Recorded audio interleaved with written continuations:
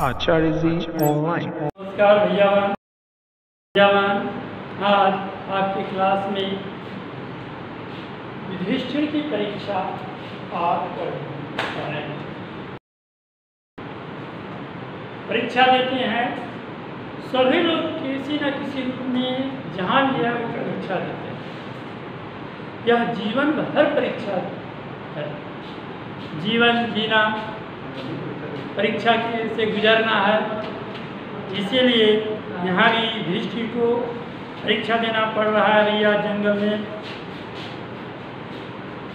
पांडव के आश्रम के पास एक तपस्वी भैया देखिए कि पांडव जंगल में वो कुटिया में रह रहा था, वहीं जहाँ रह रहा था उसके बगल में एक तपस्वी यानी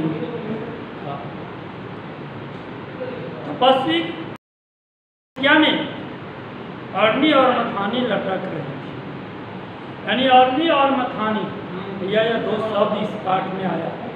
मथानी को अरनी पर रगड़ कर इसलिए आग जलाई जाती है। आग उत्पन्न करने के लिए मथानी को अरनी पर रगड़ना पड़ता था। प्राचीन समय में यह आज की तरह एक माचिस का आविष्कार नहीं हुआ था भैया, जो आज सुविधाजनक हम लोग जला।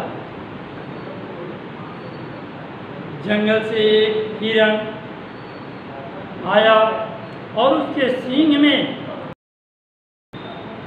मुनि के तपस्वी के सींग में वह क्या हुआ, अटक गए और हिरण उससे जंगल में लेकर क्या हुआ, अरनी और मथानी हिरण के सींग में लटक जाने के बाद हिरण उससे लेकर जंगल में भाग जाता है। तपस्वी उसके लिए काफी बेचैन, क्योंकि उसको चाहिए हुआ। इसके लिए तपस्वी युधिष्ठिर से गुहार लगाई, युधिष्ठिर के पास गया और उससे जंगल से खोज कर ला देने के लिए प्रार्थना। पांडव तपस्वी के अरनी और मथानी के लिए वह जंगल में दौड़ते चले जाते, दौड़ते दौड़ते हुए घने जंगल में चले जाते हैं। उसके बाद उसे प्यास लगी। प्यास लगने के बाद वह क्या, उसे जल लाने के लिए नकुल को भेजा गया। नकुल जल लाने के लिए गया।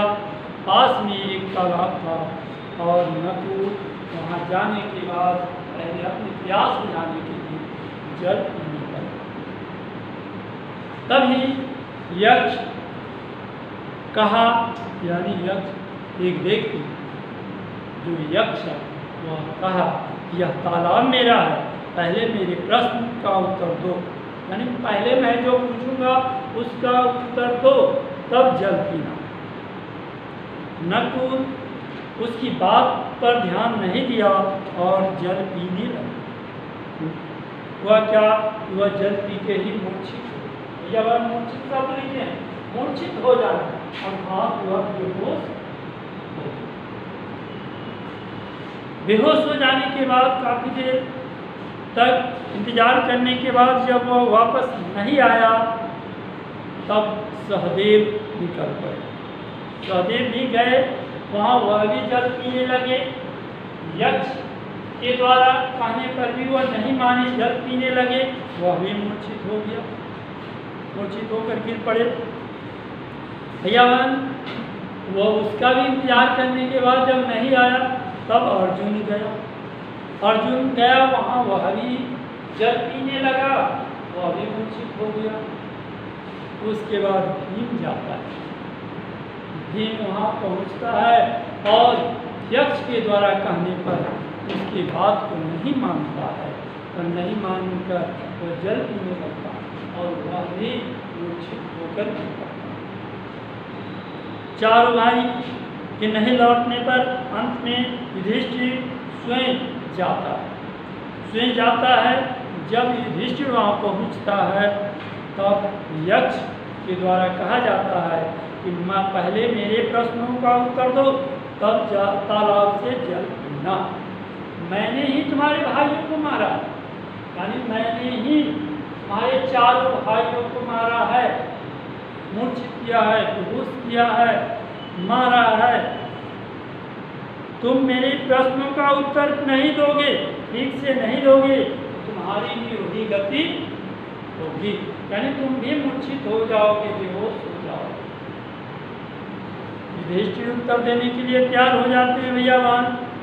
यक्ष और युधिष्ठिर में प्रश्नोत्तर शुरू होता है।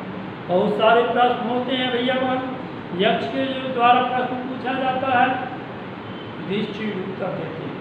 इस तरह प्रश्नोत्तर का काम चलता रहता है। उसमें से कुछ प्रश्न का उत्तर, प्रश्न और उत्तर यहाँ दिया गया है, जिसके बारे में अगले क्लास में आपको बताएंगे। भैयावान आज देखें कि युधिष्ठिर के चारों भाई मूर्छित हो गए। युधिष्ठिर वहाँ यक्ष के पास उपस्थित है और दोनों के बीच प्रश्नोत्तर शुरू। उसके बारे में कुछ जो दिया गया है उसकी जानकारी कल हम लोग लेंगे आपस में। आज के लिए बस इतना ही। गृह कार्य लिखेंगे भैयावान, गृह कार्य लिखेंगे। गृह कार्य का तेरा का राज ए का